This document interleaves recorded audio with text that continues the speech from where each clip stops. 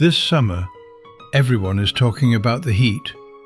Record-breaking numbers on the weather maps, rivers drying up across Europe, and a suffocating warmth that wraps around us the moment we step outside. We find every possible way to escape it. Sealed air-conditioned rooms, rushed vacations, or complaints shared on social media. But there is another kind of heat, a quieter one, taking place right at this moment. When you sit alone in a quiet room, shedding the sweat-soaked clothes of the day, do you feel that warmth? It doesn't come from the sun. It is the restlessness in the chest, the hurry of a mind that never finds a moment of peace, and the subtle anxiety about an uncertain future. We blame the weather, climate change, and a world that seems to be spiraling into chaos. But could it be that the scorching heat of the earth is merely a mirror, reflecting the burning state within each of us? Are our minds on fire, with greed, insecurity, and endless seeking? We are not here to find an immediate way to cool down. We are simply here to observe it, to look at the heat, both outside and inside, without judgment, without escape, to see what is actually happening beneath the surface of this suffocation.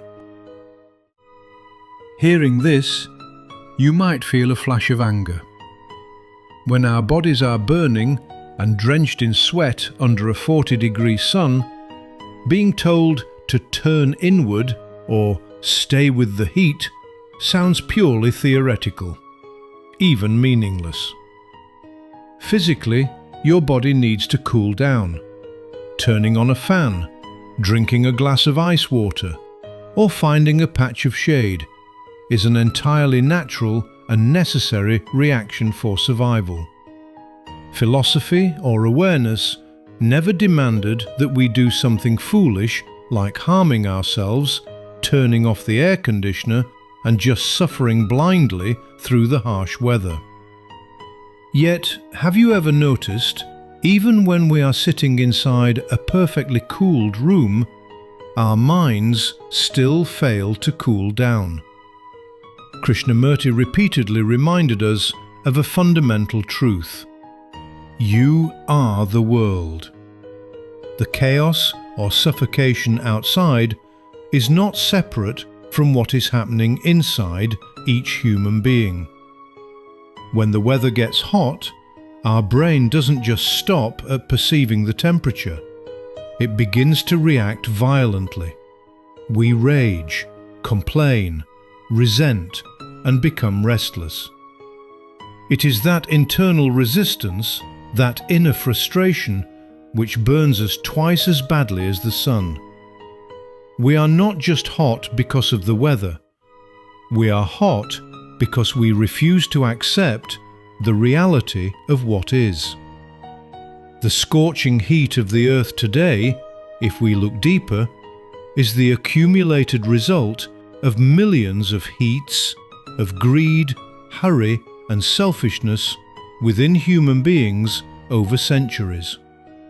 We destroy nature to satisfy the accumulation of the ego, and then we use technological methods to escape the consequences. It is much like trying to escape the heat by sealing yourself in an air-conditioned room, only to inadvertently pump even more heat back into the environment outside. Therefore, when Krishnamurti invites us to stay with the heat, he is not speaking of physical endurance. He is talking about an inward courage to end all the escapes of the mind. To stay with the heat means that, while you turn on the fan to cool your body, you also sit completely still to observe your anger, without trying to suppress it. You look directly into your insecurity, your impatience, or your fear of a changing world, without labeling it as good or bad. When you can fully observe the stifling heat within your mind without the interference of a desire to change it or run away from it, you realize something extraordinary. The very space of that choiceless awareness brings about its own transformation. It cools the soul. True coolness does not come from changing the weather. It arises when the mind is completely still, facing what is as it is. Our bodies, under the heat of summer, will eventually be cooled by a sip of water, a night breeze, or a sudden downpour.